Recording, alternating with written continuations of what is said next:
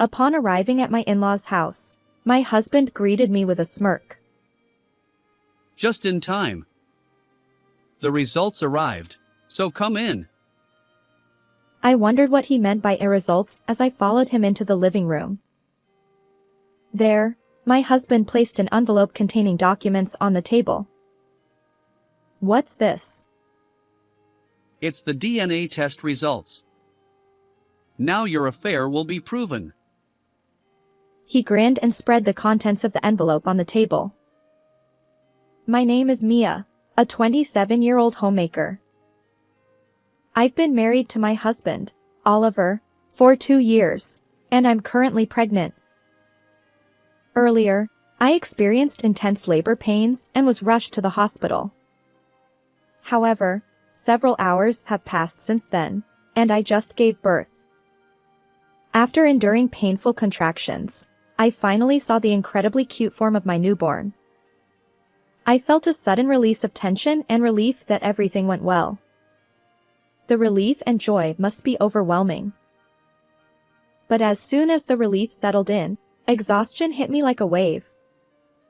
After enduring labor for a full day without sleep, I desperately wanted to rest. The nurse said she'd take the baby to clean up, but I kept an eye on her. My husband had rushed over after work to be there for the birth, but he hadn't said much afterward. At that moment, fatigue clouded my senses, and I didn't notice anything amiss with my husband. The nurse returned, cradling my baby in her arms. She turned to my husband and said, "Please hold your child."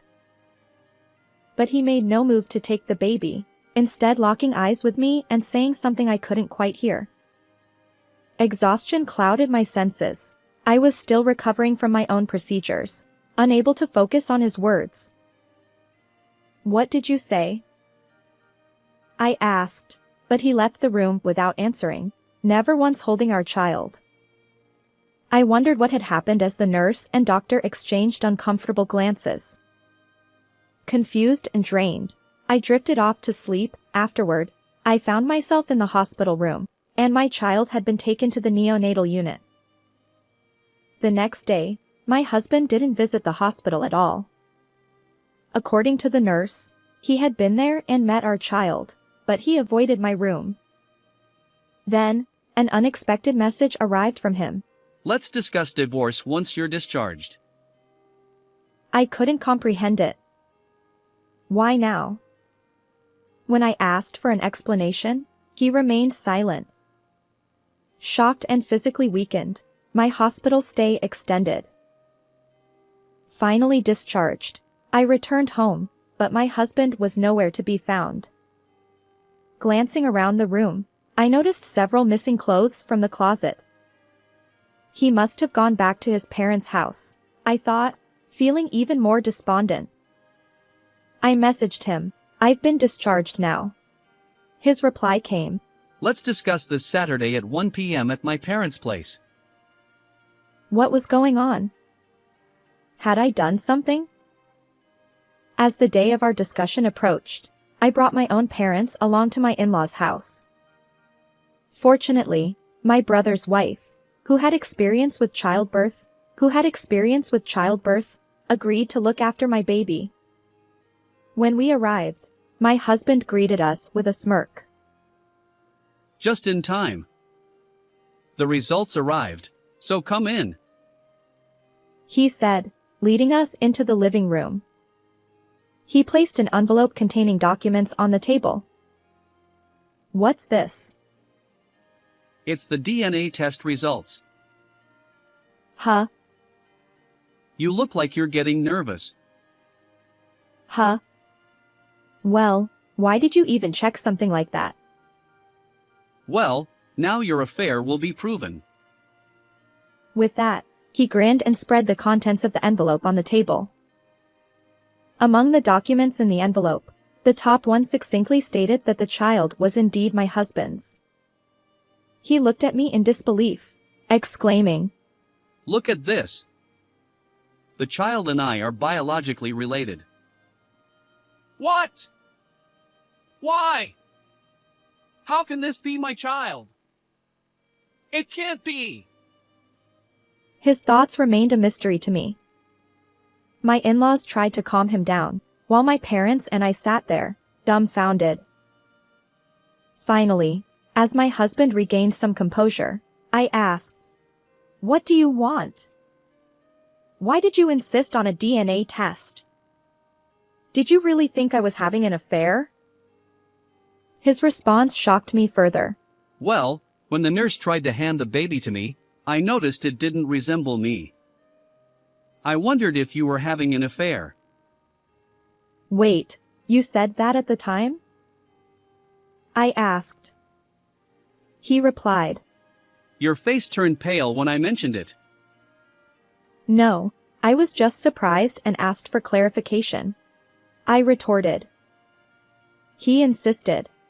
You were caught off guard because it hit home, didn't you? I was furious.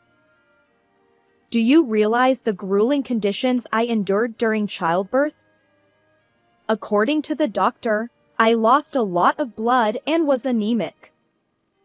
Given that, it's natural for my complexion to be poor." His stammered response didn't satisfy me. "I've been telling you all along, I haven't cheated."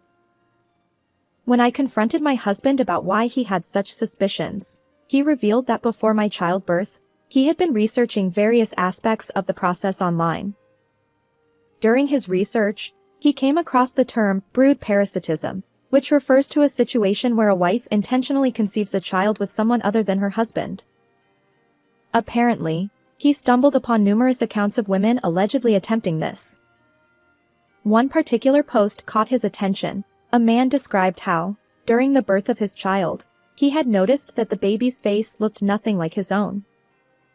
When he jokingly remarked to his wife, "You know, this child doesn't resemble me at all," she had panicked unexpectedly. Intrigued, he secretly conducted a DNA test, and unsurprisingly, the results confirmed that the child was not biologically his. The post concluded by suggesting that right after childbirth, when women are exhausted and their minds are foggy, it's an opportune time for such revelations. I scoffed at my husband's insinuations. "So you thought I was up to something? Ridiculous." Well, the baby didn't look anything like me. I challenged him. "Are you serious? Take a look at this photo." I showed him a picture of our baby taken on my smartphone. Even my in-laws, sitting beside my husband, scrutinized their grandchild's features. Oh my. My mother-in-law exclaimed and retrieved what looked like an old photo album. She pointed to a picture. It's Oliver when he was born. My husband stammered. Wait, our child looks just like me. My father-in-law chimed in. They're practically identical. I emphasized. "Now do you understand? This child is undeniably yours." My husband slumped his shoulders, crestfallen, while my in-laws tried to console him. I realized that my feelings toward my husband had completely cooled. Regarding divorce and child support, I began. His response was a surprise. Huh? Well, we don't need to divorce, since the child is mine. "What? After baselessly suspecting me, you have the nerve to say that?" I retorted. He apologized profusely, and my in-laws, flustered, chimed in. Mia, our foolish son is truly sorry. But could you find it in your heart to forgive him? I requested some time to think it over and promised to arrange another meeting later. However, one thing bothered me, my husband's smugness when he doubted my fidelity. Even as he spread out the DNA test results, he wore a triumphant expression. Normally, if a wife were accused of infidelity, anger would be the natural response. I promptly hired a private investigator to look into my husband's actions. Within 2 weeks, I discovered his misdeeds. He had been having an affair with a coworker, and their relationship was quite intimate. Essentially, my husband assumed that if I were unfaithful, he could divorce me on my fault, claim alimony, and be with his lover. When he saw my pale face during the confrontation, he must have thought his plan was working. Little did he know that I would uncover his secrets. I immediately contacted my husband and headed to my in-laws' house with the documents. It would take too much time to make me wait for 2 weeks. He seemed irritable. How could the one who had wrongly suspected me now act so arrogantly? I felt compelled to teach him a lesson. So, Mia, have you reconsidered divorce? I apologize to you both, but I still want a divorce. My husband exclaimed. What? My mother-in-law added. Well, that's... My father-in-law questioned. Why?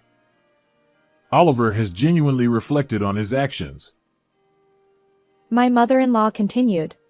Yes, even during the separation, he mentioned feeling remorseful about what he put you through, Mia. I see. I replied. Then, my husband unexpectedly became defensive. After making me wait so long, you think you can just leave? Besides, how will you, an unemployed housewife, raise the child alone? You can't survive without my income. How could he be so brazen? Especially after his own infidelity. Why are you so desperate to avoid divorce? Is it because you don't want to pay child support? I challenged. He stammered. What are you saying? It's my child. I don't want to be apart. My mother-in-law interjected. Mia, that's absurd. Do you really think Oliver doesn't care for his own child? As my in-laws began to question my actions, I decided it was time to get to the heart of the matter. Please look at this, I said, spreading several photos from the envelope. The images captured the moment when my husband entered his affair partner's apartment and later, when they entered a hotel. My in-laws were speechless. What is this? My mother-in-law asked. These are evidence of Oliver's infidelity, I replied. My husband's face turned pale. In essence, he deceived me first. He suspected me of cheating, hoping that if I were unfaithful and the child wasn't his, it would work in his favor. But I was completely innocent, so he panicked. Even if we divorced and he ended up with his affair partner, he didn't want to pay child support. My husband seemed to realize the truth, and his complexion grew even worse. Regardless, I can't continue with you. Please sign this divorce agreement. I'll handle alimony and child support through a lawyer, I insisted. Reluctantly, my husband signed the divorce papers under pressure from my in-laws. They apologized repeatedly, but the real culprit was their foolish son. Thank you for everything, I looked at my in-laws and said before leaving their home. Afterward, the divorce was successfully finalized, and I managed to claim substantial alimony from my ex-husband and his affair partner. Additionally, I secured monthly child support payments from my ex-husband. Unfortunately for them, their actions have consequences, and they now face cold stares from colleagues at work. You see, my ex-husband had already spread rumors about me being unfaithful at his workplace. However, the truth revealed that he was the one who had cheated, causing his reputation to plummet among coworkers. Interestingly, I learned about this from an acquaintance at my ex-husband's workplace.